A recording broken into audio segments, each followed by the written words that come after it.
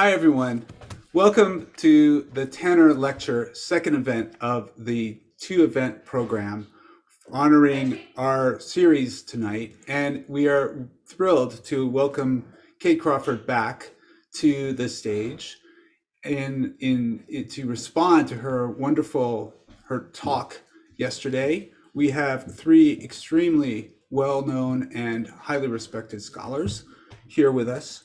Before we get started, I want to acknowledge the situation that's going on in the world. It is regrettable, it is horrible, and it's almost unfathomable. I feel, I think all of us do, a bit hesitant about doing anything else when something like this is going on. But I hope that some of the ideas here will have some positive reflection on events in the world and what we're all trying to make sense of today. So to jump off, Kate, as most of you know, is a research professor at USC Annenberg and senior principal researcher at Microsoft. She's also the inaugural visiting chair for artificial intelligence and justice at École Normale Supérieure in Paris. And she's also leading an international working group on the foundations of machine learning. She's advised policymakers in the UN, the White House, the FTC, and the European Parliament. She's received a number of prizes, and her latest book is Atlas of AI, Power, Politics, and the Planetary Costs of Artificial Intelligence, which is really our subject today. Our first panelist is going to be Marianne Praka. She's a professor here at Berkeley of sociology and the director of the social science matrix. She received her PhD from Harvard University in 2000 and is an alumna of the École Normale Supérieure in Paris, and I'm sure can pronounce it better than I am. She's also a comparative sociologist by training, and she's author of the book Economists and Societies: Discipline and Profession in the United States, Britain, and France, 1890s to the 1990s. She's also published works exploring the national variations in neoliberal traditions, political mores, and valuation cultures. Most recently, her research focus has shifted to the rise, consolidation, and social consequences of new classification regimes powered by digital data and algorithms. And she's got a forthcoming book on this called The Ordinal Society from Harvard University Press. Trevor Paglin. We're proud that Trevor is an alum from Berkeley. He did his undergrad here. He has an MFA from the University of Chicago, and then he completed his PhD in geography here at Berkeley. He has gone on to be a renowned artist and geographer. He lives and works in New York City. He has numerous books and one-person exhibitions. He's been featured in many major art shows around the world. He's launched his work into orbit. He's contributed to the Academy Award-winning film Citizen4, and he's also created a radioactive public sculpture in the exclusion zone of Fukushima, Japan. He has also won the Electronic Frontier Foundation Pioneer Award and was named in 2017 a MacArthur Fellow. And the last panelist we have is Sonia Kaitel, who is professor of law here at Berkeley. She focuses on the intersection of technology, intellectual property, and civil rights. And she also studies privacy and freedom of speech. Her current projects focus on artificial intelligence and discrimination. And she is the author of a forthcoming book on art, advertising, and activism, and a previous book, Property Outlaws. She has written a number of articles on these topics, and as you can see, we are very fortunate to have three incredibly appropriate and highly skilled experts on the topics that intersect around Kate's lecture yesterday.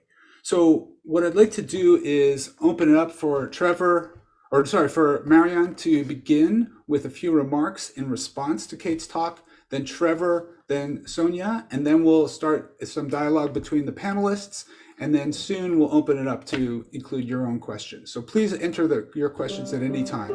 Okay, Marianne, please take the stage.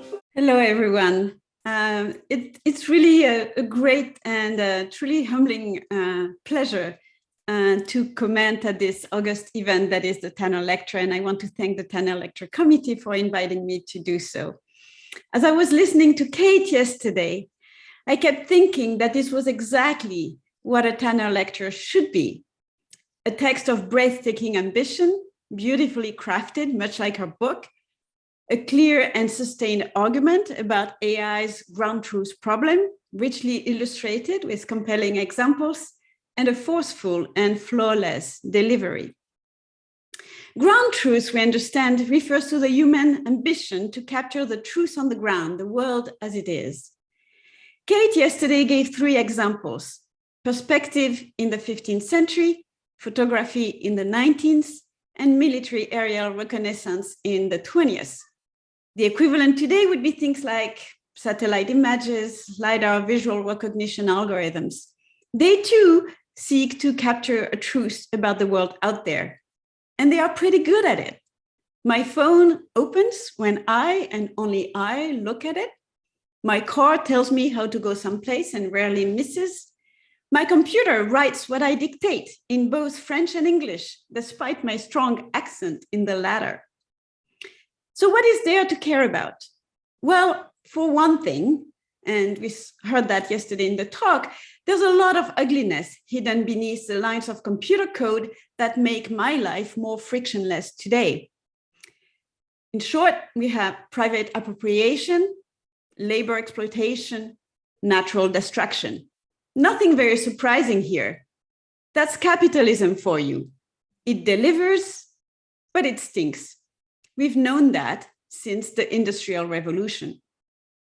Another reason to care is that the ground truth of society is elusive, dangerous, and ugly. Elusive.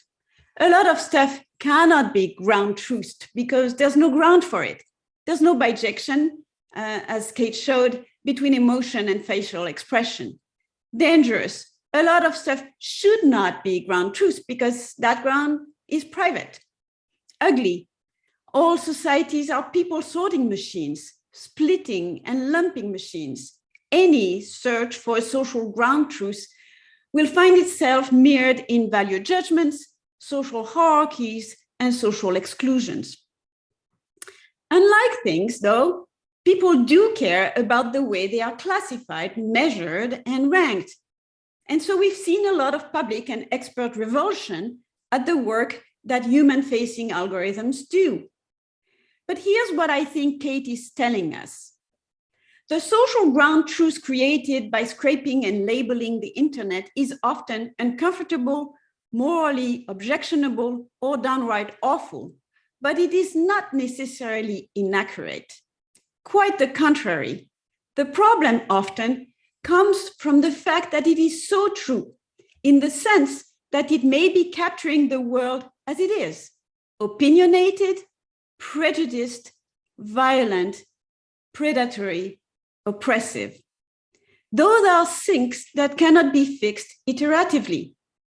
So rather than thinking about ground truth as data sets that must be debiased, perhaps we should regard some of them as wholly illegitimate. So we heard yesterday, there's no legitimate visual representation of a concept like debt or a function like a CEO. Other data sets maybe ought to be built anew in line with evolving conceptions of justice, identity, and dignity. But I'd like to raise a puzzle. Thinking about ground truth as active political projects rather than as passive objects to be depoliticized around the edges may, in fact, return to an old promise of algorithms. In many instances, including credit, policing, insurance, a lot of algorithms were developed, in fact, on the claiming to bolster fairness in a context where demographic categorizations and open discrimination was the norm. Somehow, we forgot that history. In our rush to analyze what's wrong with today's technologies, we've lost sight of what was terribly wrong with yesterday's. So one very honest question that I'd like to pose to Kate is, have we gained nothing? And if we have gained something, what can we learn from that earlier transition that we can bring to bear on the next one? The other comment, it's more a comment than a question really, is much broader. And here I am expanding well beyond visual classifications, which were the topic of yesterday's lecture. Kate said yesterday that we get the algorithms of our ground truths. She's right. But why do we get these algorithms in the first place? Why do we strive for this kind of ordering? From a sociological point of view, algorithms are allocative mechanisms that distribute people and things across various economic, social, physical, and temporal spaces in the context of scarce resources. To manage this allocative process, we have institutionalized the sorting and slotting of people into categories of deservingness, risk, desirability, and likeness. Perhaps this is where the heart of our problematic politics of algorithms lies in the first place. In fact, it may be in our lack of solidarity with each other, our absence of generosity with the most vulnerable. All of that makes the need to differentiate and to allocate so essential to the functioning of our basic social institution. And of course, I'm thinking especially in this country, where we do differentiate so much, right? So I'm thinking about healthcare, various forms of social insurance, and so on. Perhaps what we need more than anything is a real socialization of risks and benefits so that people do not face the algorithm alone or do not face the algorithm at all to core. Perhaps if we built more universal and supportive social institutions, we would lessen the need for algorithms altogether. And with it, our obsession with social hierarchy and difference. So in other words, we also get the algorithms because of the society we built. Facing that perhaps should be our political horizon. So I pose that as a provocation for the conversation that is to follow. Wonderful. Thank you, Marianne. Kate, would you like to respond now or hold up until we hear from everyone? I'm happy to hold. Yeah, okay. That would be great. Okay, great. Okay, so Trevor, if you would. So I want to thank the other panelists. Sonia, who is a new friend who we were able to meet in person for the first time a few months ago, and Marianne, hopefully a future friend. And of course, Ken, a very old friend and mentor from for a long time when I was at Berkeley, who continues to be incredibly inspiring to me. And most of all, of course, I want to thank you, Kate, for the really fantastic and illuminating talk yesterday. And I think we can all see why Kate is one of the most important voices out there thinking critically about technical systems and is doing a massive service to the field by excavating some of these blind spots, hidden assumptions, unimagined forms of ideology that are often built into what are sometimes conceived of as simply mathematical or apolitical machines. And I'm going to tell a bunch of stories, basically, but I'll start with a story. About 5 years ago, a big tech company, Facebook, called me up and they asked me to come and talk to their art and AI group. And I thought, why not? Sure, I'll go see what those guys are up to. And went on there and we're all sitting around and they started showing me a demo of a system they were working on that was going to generate what they called art. And they explained to me that art was partly built on tradition and partly built on creativity. And they thought, well, how do we simulate that? So what they had done was they built data sets of artworks and organized them into categories like cubism, abstract expressionism, pop art. And that they explained to me that was the tradition part. And then they were introducing randomness into the generator that they were building. And they said, well, randomness, that's a proxy for creativity here. Needless to say, my jaw was on the floor, but not only for the inanity of the assumptions that were built into this project, but by the hubris in the room, quite honestly. And I think I was led out the door when I just kind of said, you guys know that cubism isn't real, right? There's no such thing as cubism. And so that leads to this kind of a little bit of a deeper dive that I want to go into about a small comment that Kate made in her talk when she showed a slide yesterday of the apple category in ImageNet. And Kate said, classifying apples not be particularly controversial. She had a caveat saying that this was actually much more complicated. And I know that Kate does not think that classifying apples is uncomplicated because we have been talking about it nonstop for several years. And so I want to just talk a little bit about them apples. How about them apples? So if we include something like apples in a training set for computer vision, we make a few assumptions. One, we make the assumption that pictures point to the things that they represent. We make another assumption that the things that they point to actually exist. And in the past, I've referred to this set of assumptions in computer vision as a kind of machine realism. And I think that both of these assumptions are in fact incorrect. On the question of meaning, pictures of apples historically and currently rarely signify the concept of or reality of apples. Historically, they've signified things like health, abundance, sin, death, knowledge, love, and so on and so on. Often, as you can see, contradictory things. And those meanings are constantly changing. Now, there's this other assumption about essence, that there is an apple. And of course, this is also an incorrect assumption. On the few occasions that I've been able to spend some time with biologists, I always like to ask the question of do species exist? And then you get into this big conversation. They hem and they haw and say, well, kind of, not really, it's complicated is the answer. And that's right.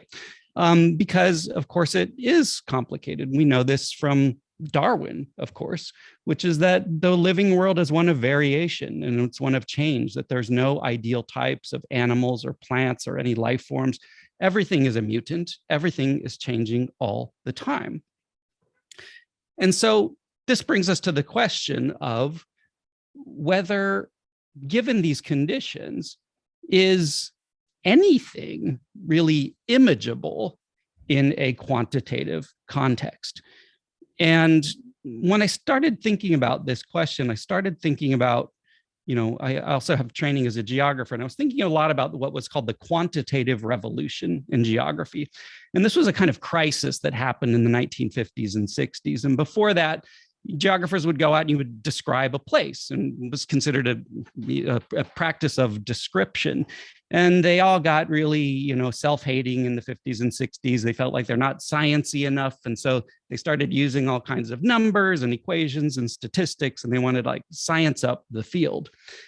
And my PhD advisor at Berkeley was a really wonderful, fantastic man named Alan Pred.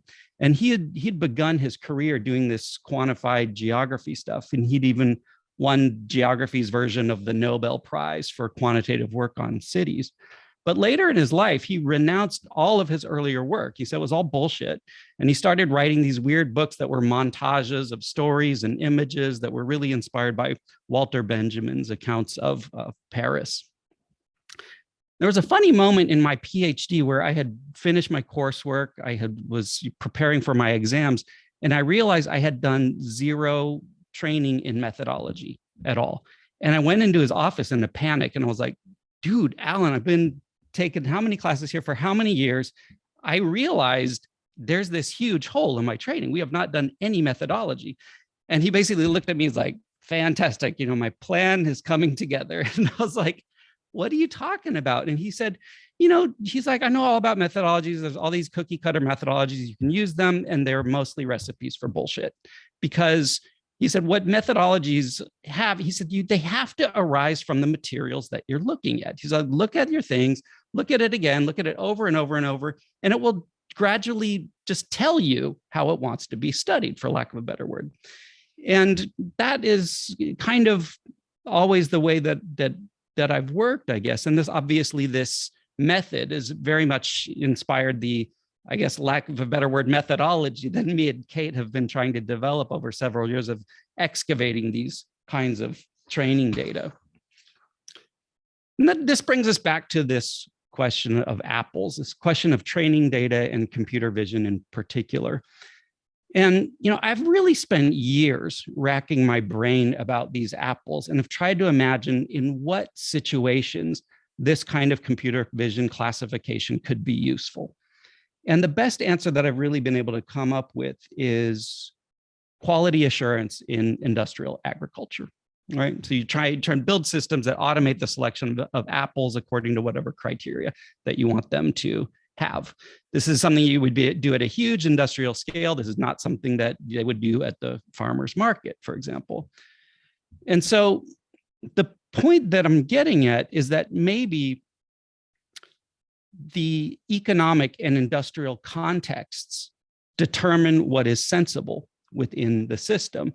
And this leads us to a pretty remarkable conclusion, or at least an idea, which is that there's a kind of a political economy of meaning making going on here, that the question of what a picture means is a function of the industrial context that it's in. Now, there are some precedents for this idea, most notably the work of the former Berkeley art historian Michael Baxandall, who came to a similar conclusion in his survey of Italian Renaissance painting. I want to give a shout out to Leonardo Impet for making this connection to Baxandall's philosophy of art. So I think this provides us with an opportunity to add another category to Kate's taxonomies of the unstable ground truths on which much machine learning is built. We can add a category like the economic ground, where we think about the political, economic, and industrial conditions that encourage certain forms of data and meaning making and strongly discourage others. And I want to conclude by seconding Kate's conclusion in her talk yesterday, where she called for bringing new kinds of imagination to the field. She called for us to step back as far as we can, question as many of our assumptions as we can, and think big, and to think truly big about what we want the world to look like, because the tools that we create will, of course, make that world. And I think that there is another side to that call for imagination as well, which is something about a call for humility, a kind of a humility in the culture of machine learning, a sense that maybe machine learning isn't the solution to every problem, and that maybe it's not even a solution to very many problems at all, and that maybe we shouldn't be too confident in our own abilities to make those judgments. Thank you, Trevor. Thank you very much. And I can't resist your citing of the apple as an exemplar. Of course, there's the apple on my table right here that we're all taking a bite out of every day, and its implications, right, as an icon of Western computing and technology, and still lasts pretty well in regard to its original choice with regard to Adam and Eve. Okay, Sonia, please, we welcome your input on this. Great, thanks so much. It's just such a pleasure to be here, and I'm just so happy to be sharing the space with so many people whose work I admire so much. I guess I want to return to something that Jennifer Chase said yesterday in response to your talk, which I just thought was really insightful, which is your talk, which was so wonderful and brilliant and insightful, just was really literally like the best argument for why sort of institutions of higher education need to think about how to integrate notions of society, questions of social construction with ideas of data science. And And the way that you have done that in terms of your own book and the mapping of that is just, it's just exemplary. It's remarkable. And it gives us all a bunch of different maps, right?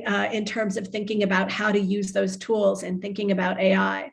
I think that the value to me of your talk was just in the range, right? Like, so I've been thinking about social construction for a long time, but the way that you applied it to data science, the way that you applied it to questions of materiality was just so incredibly powerful. But I found myself kind of coming back to a place that is familiar to me, and the place that I come to, which is familiar, is kind of what do we do knowing the kinds of things that we now know about the notion of ground truth? What do we do after that excavation? And so I really was struck. I definitely, I'm sure that you have many responses to both Marianne and Trevor, but I would love to hear about a little bit more about the point that you ended on, which is the notion of material ethics, and the idea that we can use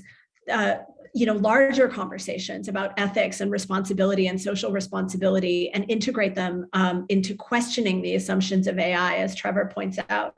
And I guess the question that I sort of am left with, right, is I want to be an optimist. I'm like a diehard optimist. I think the things that we see in the world and the way in which, so many people and so many scholars have kind of elucidated for us how social construction has operated. And now your talk presents us with the idea of social construction operating on a grand, massive industrial infrastructural level, in terms of the products that go from that are developed from the social construction of AI.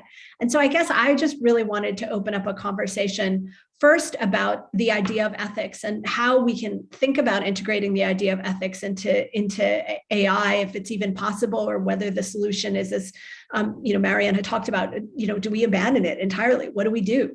And the other thing that I just really am thinking about is, particularly because, Trevor, I'm a huge fan of your work and I've followed your work for years.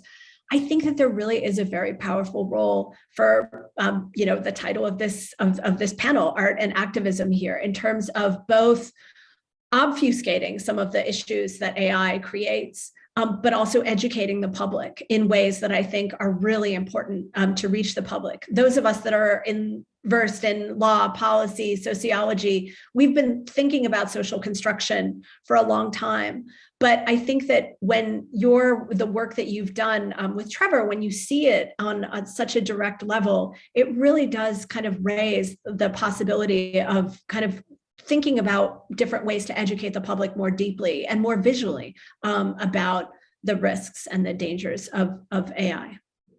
Excellent. Can I add a little bit, since Sonia did mention what I had said yesterday? I really, we are thinking about educating tens of thousands of students at Berkeley, but many more than that across the world, as we bring them these tools, as we teach them these tools of data science and AI.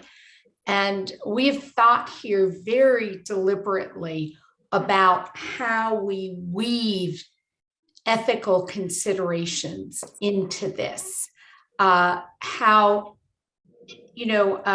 are 4 components to our data science major: computing, statistics, human context and ethics, and a disciplinary emphasis.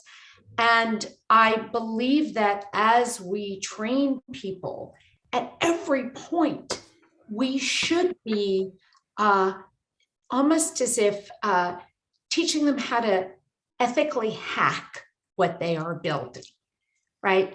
What are the vulnerabilities that what we are creating leaves? How might people exploit those vulnerabilities? When we create power, we know that people will try to usurp that power.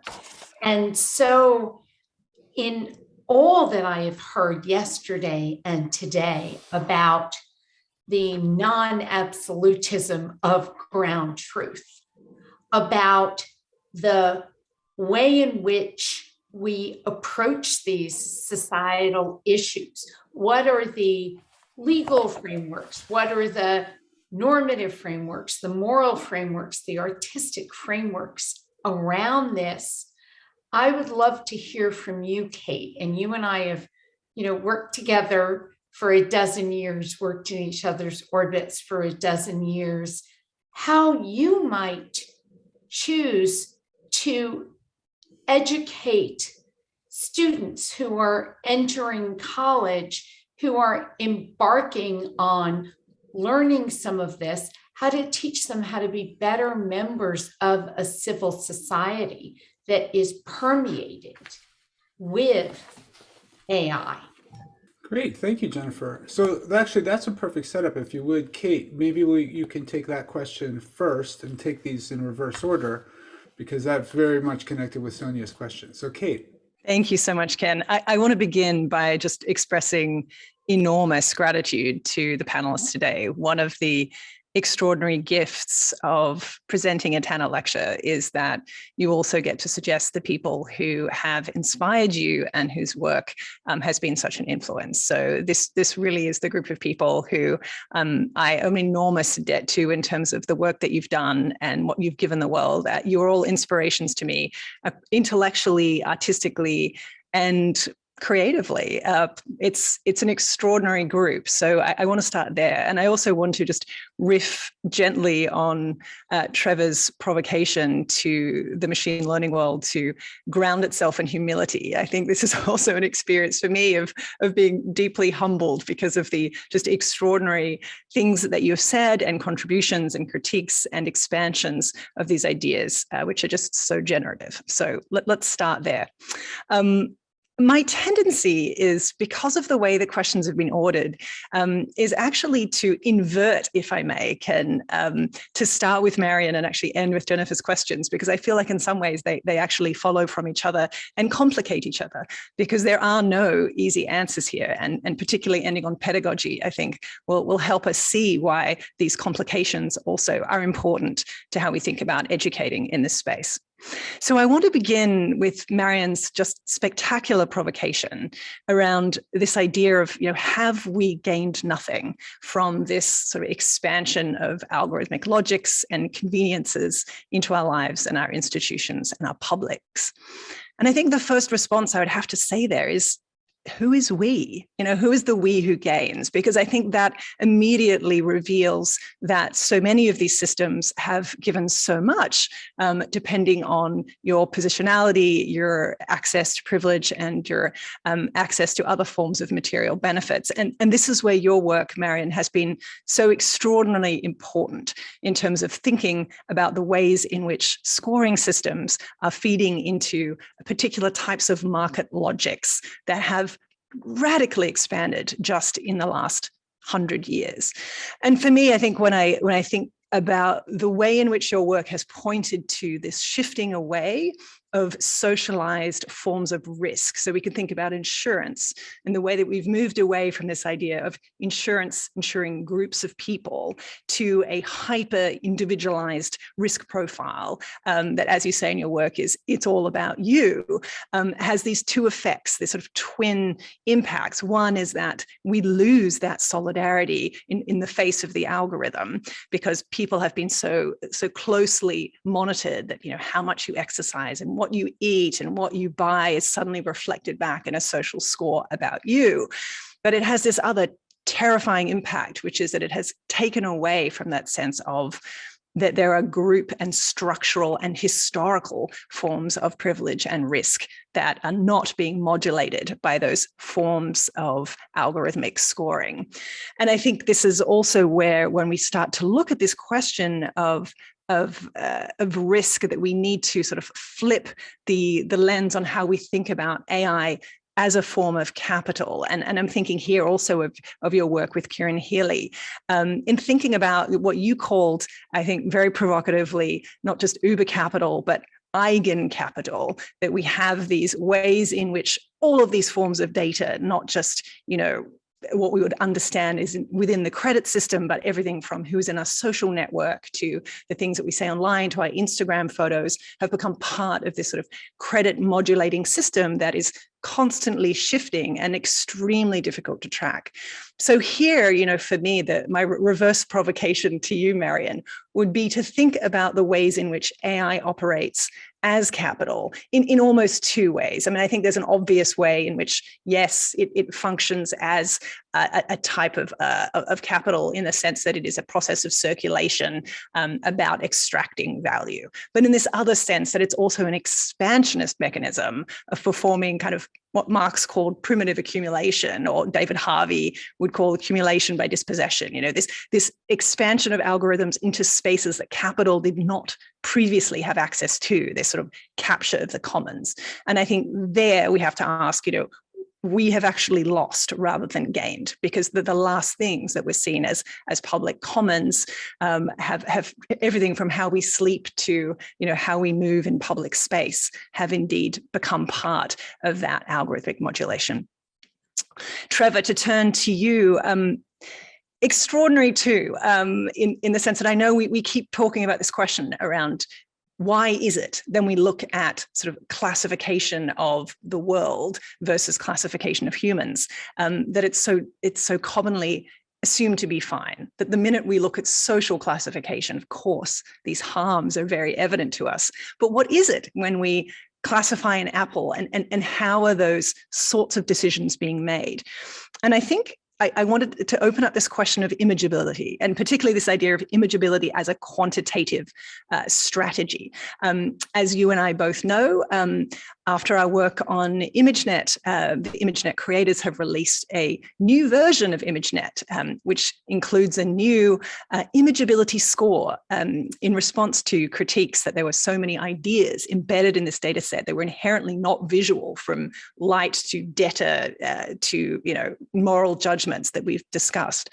And opening up that category of imageability is so extraordinary, because when you look at how things have been ranked, it is again opening up this just world of illogic, so that the idea of a grandmother is given an imageability score of 5. What is it to be able to look at someone and know that their children have had children? Again, this is not an imageable concept. So I think, again, this brings us back to the idea of a political economy of meaning making. And I think you're absolutely right to say that this is where this work is pushing towards, because that is precisely why things are being given an imageability score. It is because there are particular forms of profit to be gained, and it also feeds into particular types of often very militarized logics. So to answer your question of when is an apple more than just an apple, I would also say, every time you have a photograph of yourself with an apple in Instagram, that's being scraped and understood as a score of your health, that your insurance should actually recognize your good practices, as opposed to if you have a photo holding a donut. So indeed, the apple itself has become an algorithmic modifier. And Sonia, such a pleasure. Your work, again, has been just so important in thinking about these questions. And I want to particularly note your recent work on the gender panopticon in terms of the way in which these systems are creating extraordinarily sort of heteronormative and exclusionary logics that, particularly for trans and non-binary people, are constantly being sort of written out and made invisible. And, you've probably asked, one of the toughest questions, which is, what do we do? And how might we answer that call with a material ethics? I want to be honest with you. I've had enormous difficulty with the way in which the term ethics has been in some ways adopted, in some ways defanged, and in other ways used as a form of ethics washing, particularly in tech writ large, but you could sort of look to many industries that I think have used and abused this term. And interestingly, I've never applied it to myself, but it is at this point now where I do think we have to talk about materiality in different ways and ground it in an ethic. But you will notice that I'm using the concept of a material ethics of AI, not AI ethics. I think there's a very important distinction to be made there. We're talking about an ethics of this broader world where we have to start thinking about these core questions around justice and sustainability. So I think in that sense, there's a hard conversation to be had about where that word serves and does not serve the broader political projects of justice in relation to these systems. And Jennifer, I wish I had an easy answer for you as to what the pedagogical responses should be to how we might want to change the way that computer science and specifically machine learning is being taught today. Only I would say that I think it does need to be substantially changed.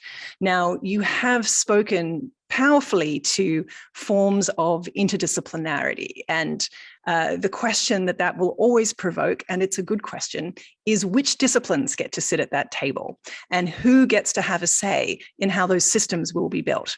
So it is very common, and I've unfortunately been in many of the rooms where, you know, I've heard a sense of interdisciplinarity as being described as having a computer scientist and a statistician and maybe somebody who's a bioethicist.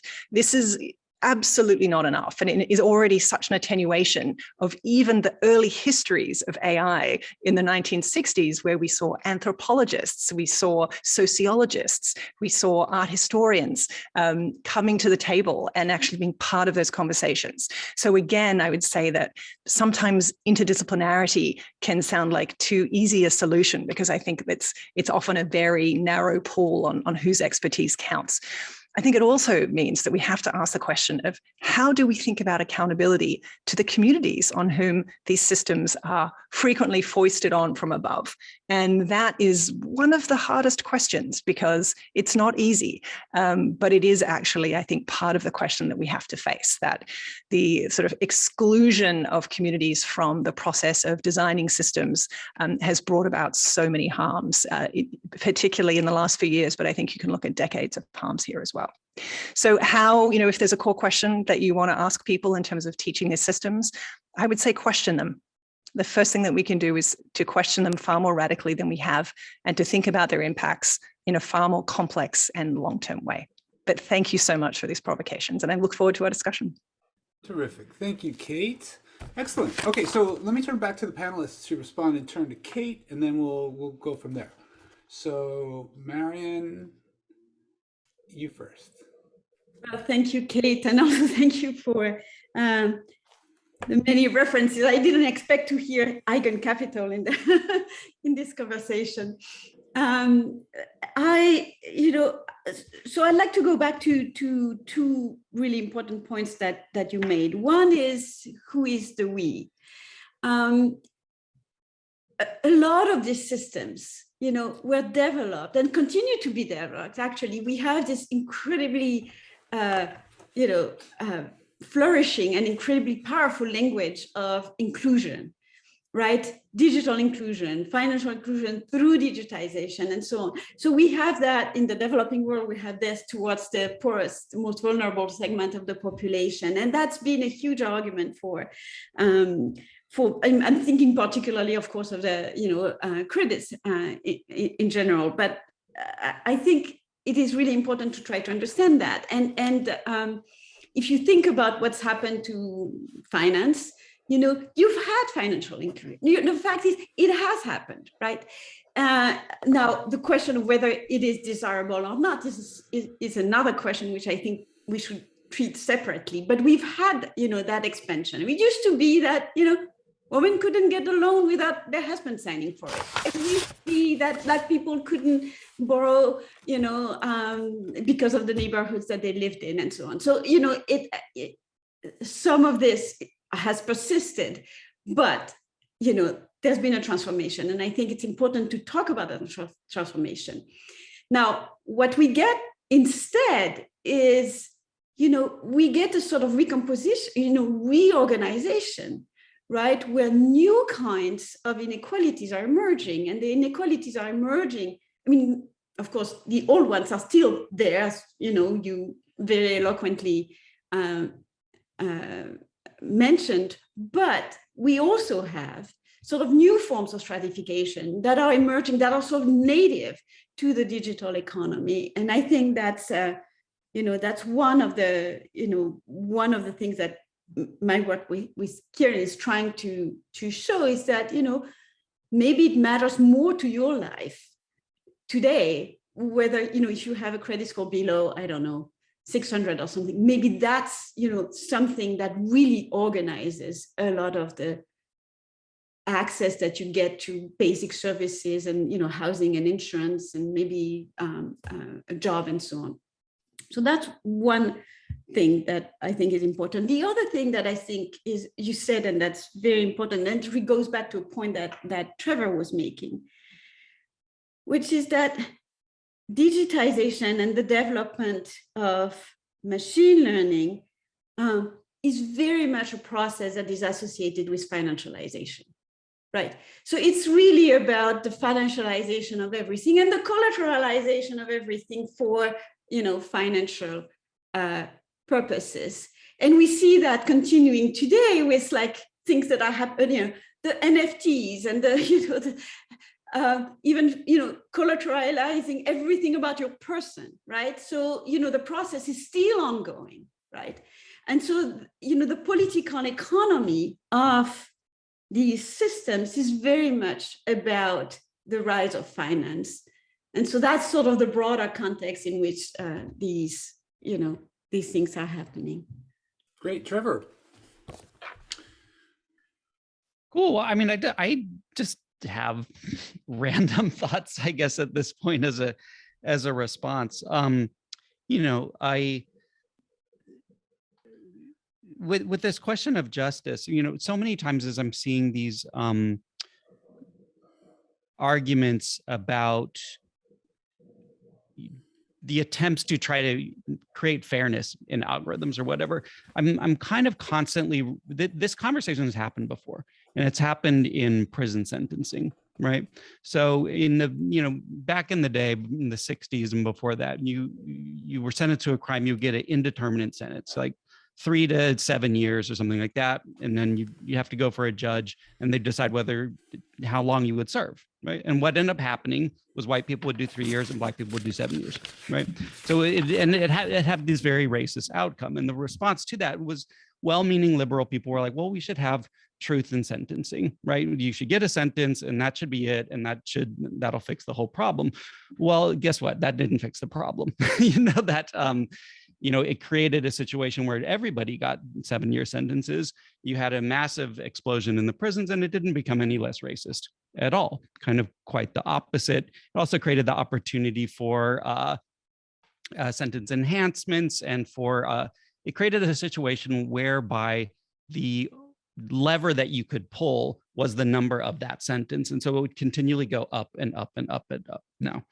So I'm just using that as a kind of a historical reminder that there are deeper problems, and how to address those deeper problems is hard. It's really, really hard, And so in terms of thinking about the interdisciplinary conversation in machine learning, I think there's something to learn from that in terms of not only thinking about who is in the room, but I guess just thinking like in a deep way about historical context and like contexts that are perhaps even deeper than the framework in which you're posing the question are, right?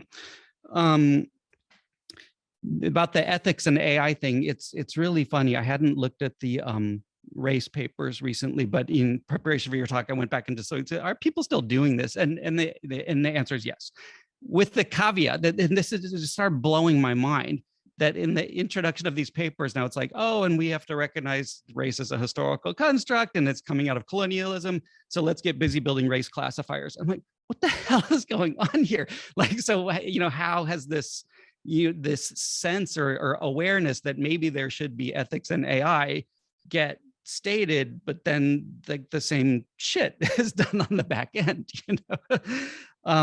so it's just that. And I guess I kind of had a question for you, Ken. I mean, you work in labs and I don't. Obviously, I'm some artist. I just look at me like, oh, that's weird, But I guess the question that I have is basic research possible given all of the things that we're talking about here. I mean that as a very serious question, and kind of what is that in your mind and in your pedagogy? What is that distinction between what is, I guess, what it would be akin to basic research in physics versus sociological tinkering or what have you? Well, thanks, Trevor. I actually appreciate that, because I've been sort of wanting to jump in a little bit, and what I want to note is, I was struck by the term eigencapital, and it's very interesting because it references this idea of eigenvectors and principal component analysis, and this was really the root of a very early classification, and that very much in line with what Marianne said about algorithms allocate, and it was with the terrible history of the IQ. Right? And the idea of the IQ was to use dimensionality reduction to find these dimensions and to be able to score people along those, with the implicit assumption that there was one sort of metric of intelligence. There was this singular idea that everyone could be ranked on a linear scale of intelligence. And so that was really a huge distortion. It was used by the military, obviously, to rank recruits and such. It's interesting because we did a project a few years ago where we tried to use principal component analysis to analyze patterns of ratings of jokes. And we had a number of jokes, and we had people rating them. And so we applied principal component analysis to project it down onto a plane. And I was hoping that we would find certain clusters, in other words, senses of humor. And in that same way, what was very frustrating and ultimately more interesting, revealing, was that everybody was all over the place. It looked like a huge nighttime sky of constellation. There weren't really many clusters. And so humor was just hugely spread out. And so, and I think this is very interesting in regard to, Kate, your comment about Ekman. And, I do think that, in terms of fairness, I do think there's a little more to his analysis. I think the idea of the 6 emotions are sort of acknowledged as a kind of very, very simplified, trying to take on some principal components of these dimensions, but with recognition that that is by no means to mean exhaustive or exclusive. But I think that this idea of history and understanding where these tools come from is extremely important and very much absent in most of the training for scientists and engineers. And I see Jennifer nodding here. And so what I keep coming back to is this huge gulf that continues to exist between the two cultures. And we have it here as far advanced as I feel Berkeley is in so many ways, that gulf, it continues to persist. And so you have huge misunderstandings. And last week, for example, I was in a discussion, and it was a number of colleagues talking about critical race theory. And they brought up Popper in order to say, this is not a theory. This is, there's no refutability. Yes. And it was really interesting because they didn't have any real sense of critical theory, what it meant, and how there can be sociological and philosophical theory. And in their mind, the only theory was mathematical theory. So that persists, and it's still very alive and thriving. And so I think the key is that there's a very strong cultural gap that's going on. And that's what I think is so interesting about what you and Kate and Marianne and Sonia are doing, which is you're excavating by coming into this other world and really diving into it deeply. You're revealing things that the engineers are not realizing themselves, and showing them. Now they don't like what they see when you see this, right? And you've seen the reactions. The point is, though, that I think that there's something very deep going on here, and it's age old in terms of looking back in history. So to your point about how do we, what is the ethics? How do we, what is normative? How can we sort of learn from this and move forward in terms of the pedagogy? I think one thing is understanding history to the degree that our students can really hear these stories and know about these backgrounds and about the history. For example, I learned a number of things about speech recognition that I never knew before. And that guy from what was he? He was who was he? He was part of the secret. Oh, he was one of the speech guys, but he was a shady character. He was part of what?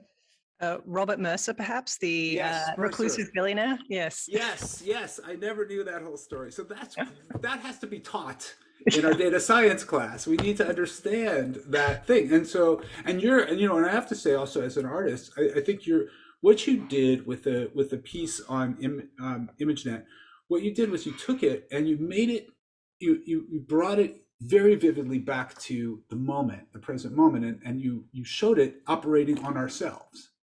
Because we went to that page and you took a picture of us and then it categorized us. And that was so gripping and compelling.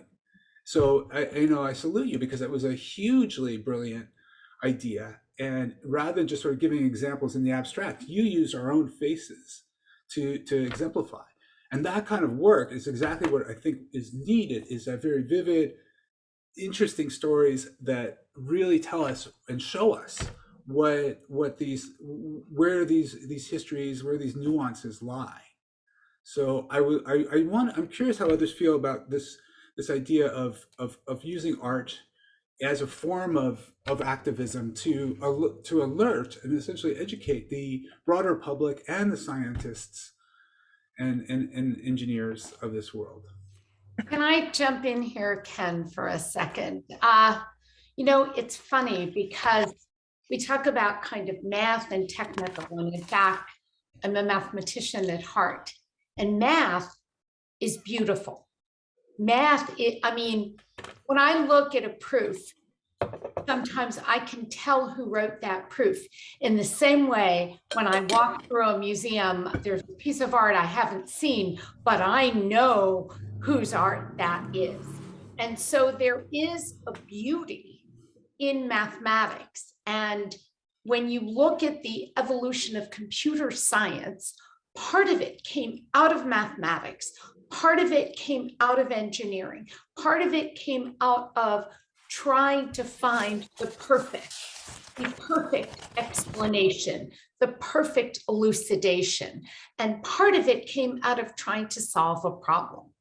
And both are legitimate, okay? But we have to bring them back together now. We have to bring them back together. And I feel with this new college that we are forming, that is what we are doing. And there is, in many people I've seen go into computer science in the last couple of decades are people who would have gone into mathematics, who are searching for the beautiful, who are asking questions and searching for answers in the same way that a philosopher would, or honestly, I think in the same way an artist would. It's not everything, but it is the essence of something. And so I believe that there will be a resonance with people in the technical community if we highlight that beauty, if we highlight that attempt to understand, what is just and what is unjust. And it's not simple, of course. There's not one answer to that, okay? But there is a part of this pole between complexifying and simplifying that is beauty, that is what art does. Art trades off between these poles of complexifying and simplifying and bringing the exemplar. And so I do believe that there is space for this. Kate knows we tried to build this at Microsoft Research. I did hire philosophers and anthropologists. And I think it is what we are building here. We are trying to reinitiate this. And I also want to go back to what Kate said about questions, because for the people who are not going into the field, I do not believe that you can be a member of a civil society without having what you need to question all these data-derived conclusions and decisions that come your way.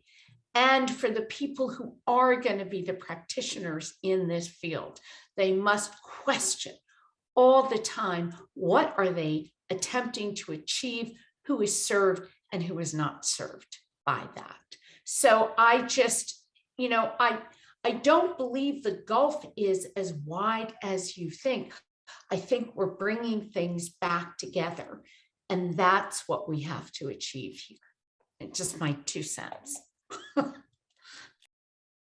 Yeah, one thing that I just want to jump in, just as a lawyer, like one of the things that I often struggle with is the fact that so much of the history of our civil rights movement is premised on the social construction of identity categories, right? And so much of the stuff that we learn and critical race theory and all of these different things, I think are premised on the notion that there are identities that are constructed and these identities can be deconstructed. And I think where I sort of come out, and maybe this is because I am a lawyer and I do believe in like trying to figure out a solution to a problem, which is partly why I think AI is so interesting to me, because there really is no solution, is that there's a myriad of different ways that you can approach this, right? So some people want more representation in data sets, and other people want us to question the very assumptions that are built into those data sets, and still others would want us to abandon those systems. And I think that this is where your point, Kate, about listening to the communities that are being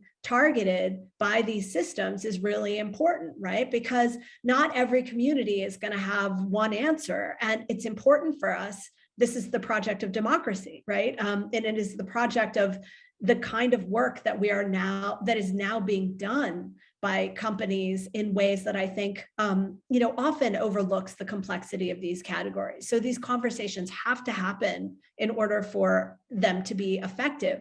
But at the same time, we also have to recognize that, as Trevor's point about the sentencing guidelines shows us, there are times where, you really want to question the efficacy of a system and you want to think about, its impacts on particular groups, but there's not one answer here. And I think that's kind of one of the nice things about your book, is that it provides us with a whole variety of different lenses to think about. Sonia, can I just thank you so much for particularly bringing in that perspective, because I was having flashbacks to being in law school and thinking about, critical race theory, when it was a thing that you learned in law school, and realize it is an actual body of thinking and thought, and to see the way that it has been so sort of horrifically turned into this like political football for all of the worst reasons, reminding us that knowledge is itself this way of trying to create political force and political power. But the thing that I also really would love to hear from you, because you've also thought about this in relation to art, is this, I think for me, undercurrent, which we haven't quite yet touched on, which is so important to me in the role of art, which is more than its role in aesthetics and beauty, but actually its role in politics, and the way in which art can teach us actually something around the politics of refusal, something that I write about in Atlas, but it also was a topic of a great conference at Berkeley just a couple of years ago. And for me, the core question and the democratic question in the heart of what you've just told us, which is absolutely right, that people will have very different responses to their desire to be visible, their desire to be present in data collection, in systems of scoring and classification, is where is the ability to say no? We have absolutely written that out of so many of these systems for so long. And I think it's a fiction at this point, this idea that you can, you don't use Facebook, or you don't have a phone, or this idea that somehow, now I'm out. You're not. You have been absolutely ingested in every way in precisely that sort of capture of the commons. So for me, and again, this actually brings us back to the question you posed at the beginning, what is the role of art here? And I've learned so much from collaborating with artists like Trevor, like Laudan, like Heather Drury Hagborg, many others, around how do you actually make this a public conversation where people, first of all, can see these systems, can see how they work, can see how they fail, can see how in many ways they're just so basic and in many cases folding in ideas that I think are genuinely unscientific and genuinely suspect. And then how do we make that public conversation lead into a genuine politics of refusal to say that these systems can be used well in some circumscribed domains, but are absolutely inappropriate in others. So for me, that is such an important thing for us to center on as well. Good. So, one thing I want to say is that I think that it's really helpful to sometimes the conversation becomes a little bit polemical in the sense that I think the engineer, speaking as one with my engineer hat on today, that we can feel a little bit that there's a sense of condemnation, and I think it's also important that we also both reflect in our own in our own disciplines and our own thinking about these things and examine our own assumptions. I think that the humanities and social sciences are often doing that. And I take that as a great inspiration, how there's a self-critique and mutual critique going on there. And so I think that from the engineer's perspective, they will also appreciate that kind of self questioning in the context of these discussions, because they're not, I think sometimes there's sort of this idea they're monstrously, diabolical, and I think, as Jennifer said, they're oftentimes very, very well-meaning and intentioned, and in some sense unfamiliar with these deeper issues in history. So they're enamored by the beauty of the algorithm, the mathematics, what it can do, and so not that they're doing this out of a malevolent intent, but how can we sort of peel that apart and say, here, let's take this rather than sort of condemn it, but let's change it and examine it in a way that we can all benefit, because I think that's a way I would offer that's a way to reach my colleagues in a good way, in a sense of more engagement. Does that make sense? I think it makes a ton of sense, and I think in terms of this broader question about.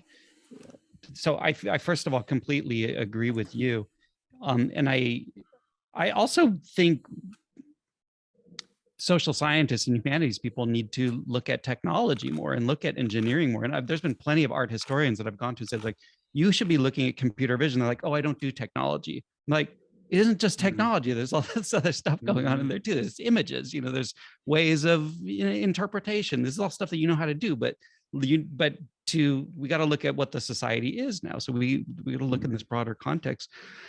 I think that you're to bring it back to Jennifer's provocation about pedagogy. I think that's really hard. I literally have terminal degrees in art and social science. I can't have that level of expertise on the technology and engineering side as well. So in terms of how do you create a pedagogical platform that is much more blended and with critical thinking and technology is a really hard question and a really urgent one. But yeah, I would love to hear people's thoughts on that. It's something that is very challenging, I think. There's a point that I was trying to make in my comments, which is perhaps the point that people often lose, because they are thinking about sort of how to change design and how to transform design. But, we should always ask ourselves the question, what are the social and political conditions under which the need for algorithm arises, right?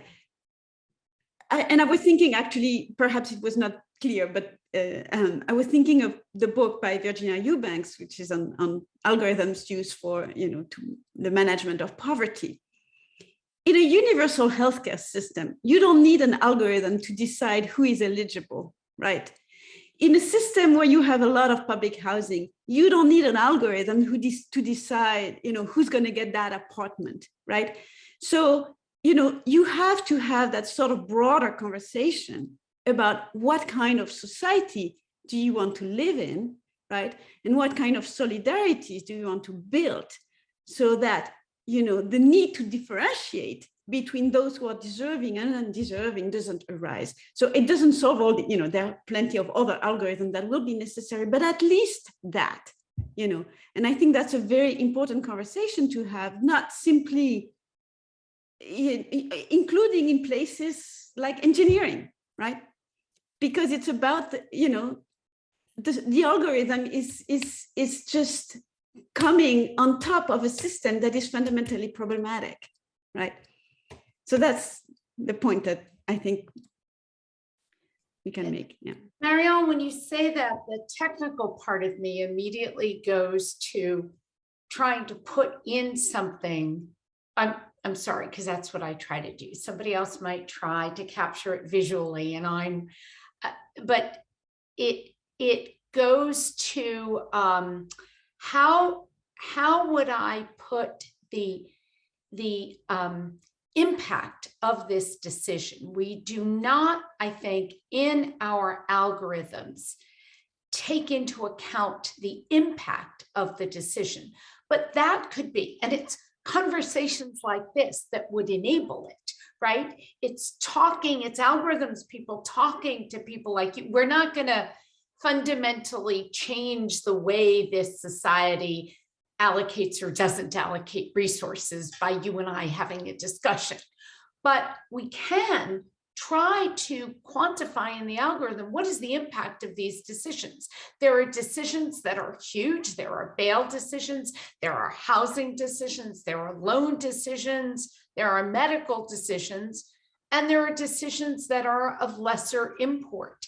And somehow we use the same set of criteria on all of them in many ways. This should be one of the first things that we teach students. We should have a way of looking at this and saying, what are the impacts of these decisions? So these are the kinds of questions that we need to be posing. And by the way, a few of you talked about history, and that piece of our data science major is historical context and ethics. So the historical context is incredibly important in this. So also, what is the impact of it? And how has that played out in the past?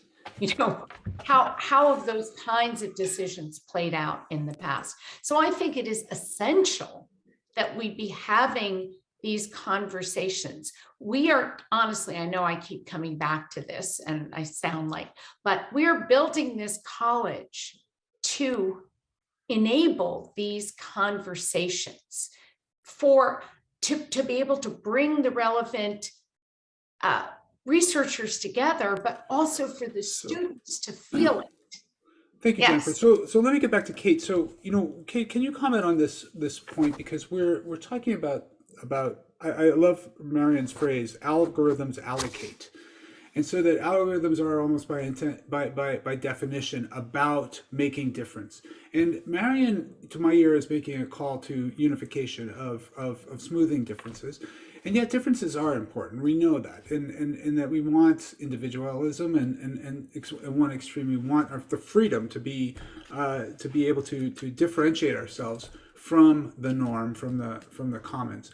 How do you feel about this thing? Because in fact, one of the things we're just even talking about is the differences between disciplines, and I'm making another difference because calling out this difference between scientists and artists, etc. So, are we guilty of these same things? And how do you feel about this?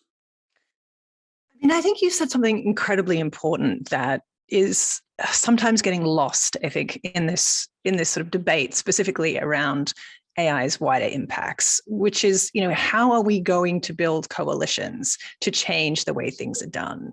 And I think you're right that there's this tendency to become a kind of engineers versus everybody else, which is incredibly dangerous. And I think not necessary, because so many of the points around how do we think about social scoring in terms of how do we think about allocation have also been made by engineers. I'm thinking here of some of the sort of founding figures in AI, people like Joseph Weizenbaum, who were engineers and political thinkers, Ursula Franklin, who was a physicist and wrote some of the most extraordinary work thinking about the wider implications of what we build. So what I'm seeing also, I have to say, in the new generation of students who are, currently undergraduates and early level graduates in engineering and computer science, is that they are asking these questions. They are not feeling as though, they're the ones who are just creating systems and everybody else is doing the kind of critical political work. There is a sea change coming, and it is very much built into what is already happening with the students who are joining us on campuses. So that to me is incredibly exciting. But I think Marianne is pointing to this other question, right, which is how do we think about why it is that algorithms are brought in to address fundamental broken social systems. And Marianne, I mean, you're speaking to my heart here as somebody who, again, is an immigrant to the United States, but was raised in a universal healthcare system. To see the differences of what happens without that and the way that has so profoundly skewed and broken the American healthcare system, and the way that algorithms are being brought in as though this is going to be a way we can reallocate, it's horrifying, because again, we're building on the shifting sands of data that is telling us these stories of inequality. So you've really, for me, pointed to something that is possibly the most important part of the project as I see it going forward, which is that we can no longer look to these questions as how do we tinker with an algorithm to make it more fair? How can we carve out some minor privacy protection from a sense of inevitable expansion of all things into sort of machine learning terrains? I think the much deeper question is this one, this idea of how do we want to live and where are our existing social systems falling apart, these infrastructural questions that you've pointed to.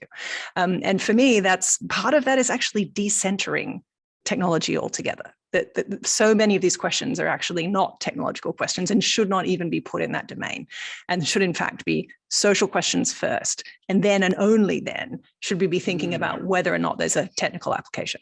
That is a wonderful note to conclude on, Kate. I think that is perfectly sums up what what this discussion more broadly.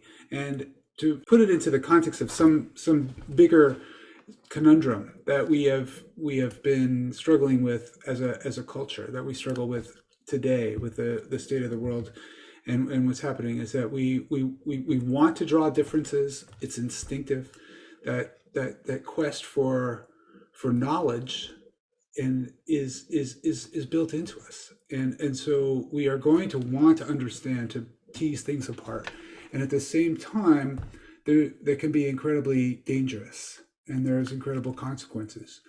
So I just want to say, as a final statement here, thank you all for a wonderful panel.